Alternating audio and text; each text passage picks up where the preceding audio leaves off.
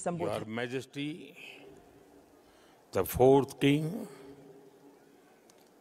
Royal family के सम्मानित सदस्यगण, भूटान के प्रधानमंत्री जी, अन्य महानुभाव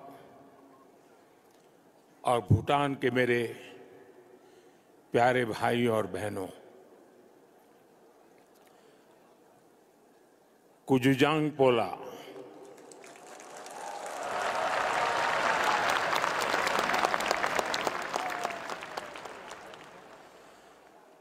आज का दिन भूटान के लिए,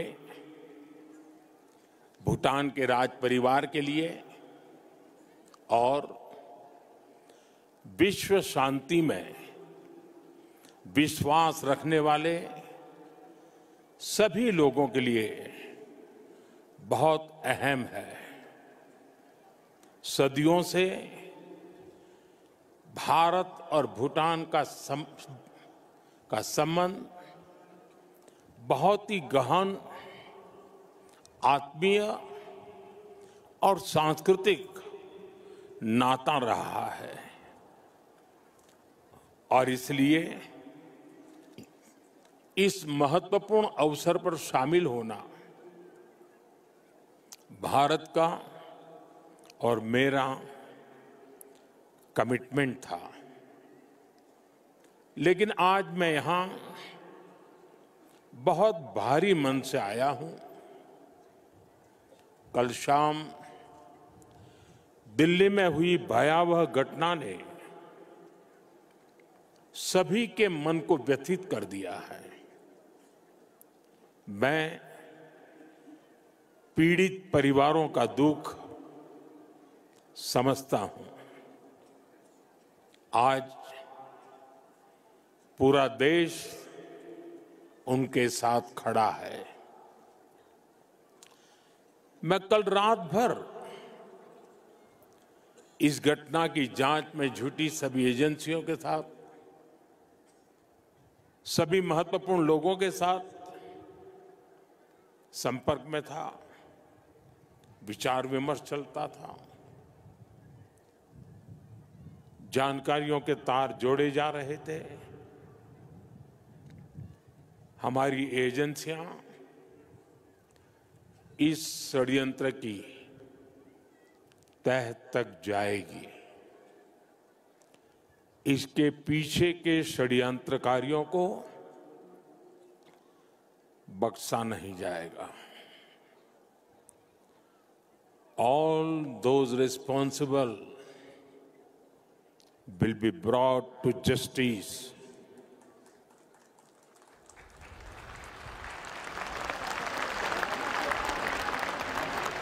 साथियों, आज यहां एक तरफ गुरु पद्म संभव के आशीर्वाद के साथ ग्लोबल पीस प्रेयर फेस्टिवल का आयोजन हो रहा है। दूसरी ओर भगवान बुद्ध के पिपरहवा अवशेषों के दर्शन हो रहे हैं और इनके सबके साथ हम सब his majesty the fourth king के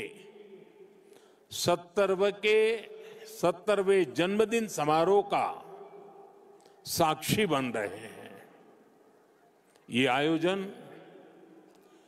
इतने सारे लोगों की गरिमामय उपस्थिति, इसमें भारत और भूटान के रिश्तों की मजबूती नजर आती है।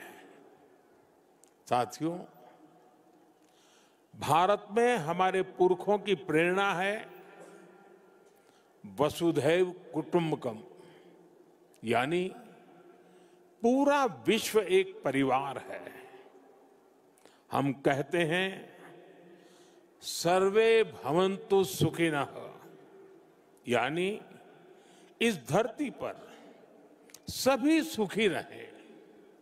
हम कहते हैं द्यो शांति ही अंतरिक्षम शांति ही पृथ्वी शांति ही आपः शांति ही औषधय शांति ही, अर्थात संपूर्ण ब्रह्मांड, आकाश, अंतरिक्ष, पृथ्वी, जल, औषधियां, वनस्पतियां और सभी जीवित प्राणियों में शांति व्याप्त हो। अपनी इन्हीं भावनाओं के साथ भारत भी आज भूटान के इस ग्लोबल पीस प्रेयर फेस्टिवल में शामिल हुआ है। आज दुनिया भर से आए संत एक साथ विश्व शांति की प्रार्थना कर रहे हैं और उसमें 140 करोड़ भारतीयों की प्रार्थनाएं भी शामिल है। वैसे यहां बहुत लोगों को पता नहीं होगा, वडनगर, जहां मेरा जन्म हुआ, बौद्ध परंपरा से जुड़ी एक पुण्य भूमि रही है और वाराणसी, जो मेरी कर्मस्थली है, वो भी बौद्ध श्रद्धा का शिखर स्थल है। इसलिए इस समारोह में आना विशेष है। मेरी प्रार्थना है कि शांति का ये दीप भूटान के, विश्व के हर घर को आलोकित करे। साथियों, भूटान के his majesty the fourth king का, उनका जीवन, विजडम, सिंप्लिसिटी, करेज और राष्ट्र के प्रति सेल्फलेस सर्विस का संगम है। उन्होंने 16 वर्ष की बहुत छोटी आयु में ही बड़ी जिम्मेदारी संभाली, अपने देश को एक पिता जैसा स्नेह दिया और अपने देश को एक विजन के साथ आगे बढ़ाया।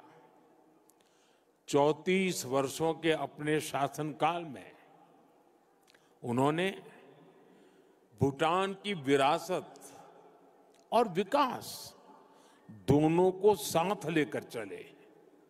भूटान में लोकतांत्रिक व्यवस्थाओं की स्थापना से लेकर बॉर्डर एरिया में शांति स्थापना कराने तक हिज मैजेस्टी ने एक निर्णायक भूमिका निभाई। आपने ग्रॉस नेशनल हैप्पीनेस का जो विचार दिया है, वो आज पूरी दुनिया में ग्रोथ को डिफाइन करने का एक अहम पैरामीटर बन चुका है। आपने दिखाया है कि नेशन बिल्डिंग केवल जीडीपी से नहीं, बल्कि मानवता की भलाई से होती है। साथियों, भारत और भूटान की फ्रेंडशिप को मजबूती देने में भी उनका बहुत बड़ा योगदान रहा है। आपने जो नींव रखी है, उस पर हम दोनों देशों की मित्रता निरंतर फल फूल रही है। मैं सभी भारतीयों की तरफ से हिज मैजेस्टी को अनेक अनेक शुभकामनाएं देता हूं और उनके बेहतर स्वास्थ्य और दीर्घायु होने की कामना करता हूं। साथियों, भारत और भूटान सिर्फ सीमाओं से नहीं, संस्कृतियों से भी जुड़े हैं।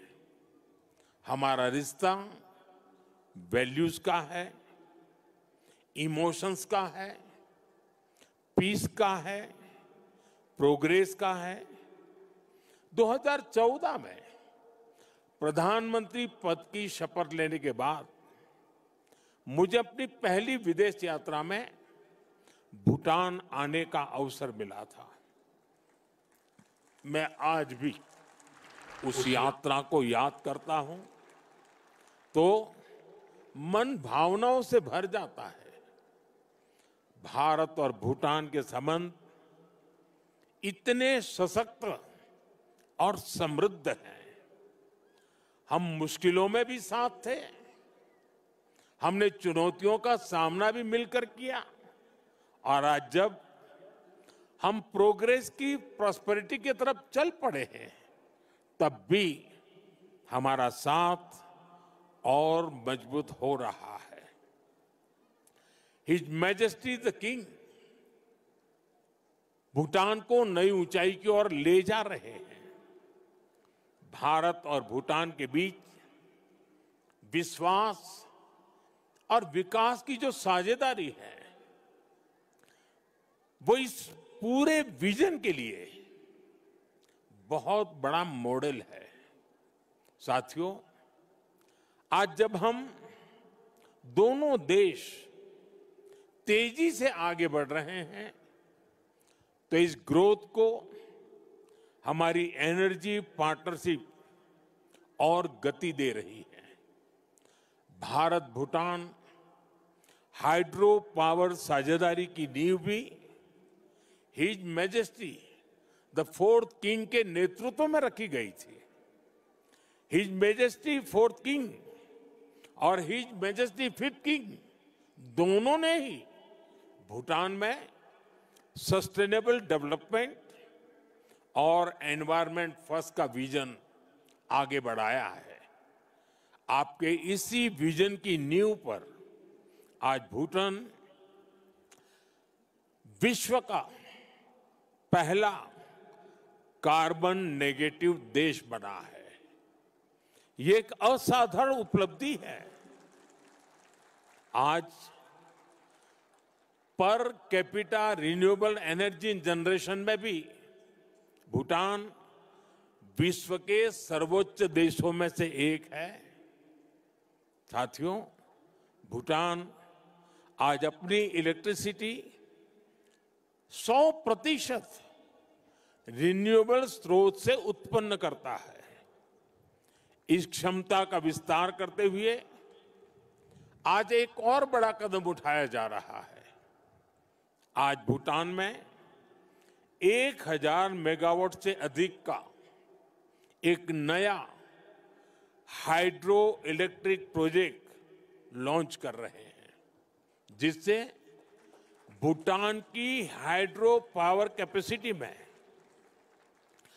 40% की बढ़ोतरी हुई है। इतना ही नहीं, लंबे समय से रुके हुए एक और हाइड्रो इलेक्ट्रिक प्रोजेक्ट पर भी फिर से काम शुरू होने जा रहा है। और ये हमारी पार्टनरशिप सिर्फ हाइड्रो इलेक्ट्रिक तक सीमित नहीं है। अब हम सोलर एनर्जी में भी एक साथ बड़े कदम उठा रहे हैं। आज इससे जुड़ी अहम समझौते भी हुए हैं। साथियों, आज एनर्जी कोऑपरेशन के साथ साथ भारत और भूटान की कनेक्टिविटी बढ़ाने पर भी हमारा फोकस है। हम सभी जानते हैं, connectivity creates opportunity and opportunity creates prosperity. इसी लक्ष्य के साथ आने वाले समय में गैलेफू और सामत्से शहरों को भारत के विशाल रेल नेटवर्क से जोड़ने का फैसला लिया गया है। इस प्रोजेक्ट के पूरा होने से यहां की इंडस्ट्री का, भूटान के किसानों का भारत के विशाल मार्केट तक एक्सेस और आसान हो जाएगा। साथियों, रेल और रोड कनेक्टिविटी, इसके साथ साथ हम बॉर्डर इंफ्रास्ट्रक्चर पर भी तेजी से आगे बढ़ रहे हैं। हिज मैजेस्टी ने जिस गैलेफू माइंडफुलनेस सिटी के विजन पर काम शुरू किया है, भारत उसके लिए भी हर संभव सहयोग कर रहा है। मैं आज इस मंच से एक और महत्वपूर्ण घोषणा कर रहा हूं। आने वाले समय में भारत गैलेफू के पास इमिग्रेशन चेक पॉइंट भी बनाने जा रहा है,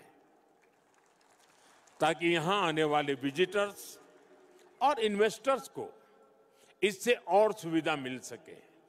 साथियों, भारत और भूटान की प्रगति और समृद्धि एक दूसरे से जुड़े हुए हैं और इसी भावना से भारत सरकार ने पिछले वर्ष भूटान के 5 ईयर प्लान के लिए 10,000 करोड़ रुपीस सहयोग की घोषणा की थी। ये फंड रोड से लेकर एग्रीकल्चर तक, फाइनेंस से लेकर हेल्थ केयर तक, ऐसे हर सेक्टर में उपयोग हो रहा है, जिससे भूटान के नागरिकों की ईज ऑफ लिविंग बढ़ रही है। बीते समय में भारत ने ऐसे कई मेजर्स लिए हैं जिससे भूटान के लोगों को एसेंशियल आइटम्स की निरंतर सप्लाई मिलती रहे। और अब तो यहां यूपीआई पेमेंट्स की सुविधा का भी विस्तार हो रहा है। हम इस दिशा में भी काम कर रहे हैं कि भूटान के नागरिकों को भी भारत आने पर यूपीआई सुविधा मिले। साथियों, भारत और भूटान के बीच की इस मजबूत पार्टनरशिप का सबसे ज्यादा फायदा हमारे यूथ को हो रहा है। His majesty national service voluntary service और इनोवेशन को लेकर बेहतरीन काम कर रहे हैं और हिज मैजेस्टी का यूथ को एम्पावर करने का जो विजन है, उन्हें टेक एनेबल बनाने की जो सोच है, उससे भूटान का युवा बहुत बड़े लेवल पर इंस्पायर हो रहा है। Education, innovation, skill development, sports, space, culture, ऐसे अनेक सेक्टर्स पे भारत भूटान के युवाओं के बीच सहयोग बढ़ रहा है। आज हमारे युवा साथ मिलकर एक सैटेलाइट भी बना रहे हैं। भारत और भूटान दोनों के लिए यह बहुत महत्वपूर्ण अचीवमेंट है। साथियों, भारत और भूटान के संबंधों की एक बड़ी शक्ति हमारे लोगों के बीच का आत्मिक संबंध है। 2 महीने पहले भारत के राजगीर में रॉयल बोटानिस्ट टेम्पल का उद्घाटन हुआ है। अब इस प्रयास का भारत के अन्य हिस्सों में भी विस्तार हो रहा है। भूटान के लोगों की इच्छा थी कि वाराणसी में भूटानी टेम्पल और गेस्ट हाउस बने। इसके लिए भारत सरकार आवश्यक लैंड उपलब्ध करा रही है। इन टेम्पल्स के द्वारा अपने बहुमूल्य और ऐतिहासिक संबंधों को, सांस्कृतिक संबंधों को और सुदृढ़ बना रहे हैं। साथियों, मेरी कामना है भारत और भूटान पीस, प्रॉस्पेरिटी और शेयर्ड प्रोग्रेस के रास्ते पर ऐसे ही चलते रहे। भगवान बुद्ध और गुरु रिनपोछे का आशीर्वाद हम दोनों देशों पर बना रहे। आप सभी का फिर से बहुत बहुत आभार। धन्यवाद।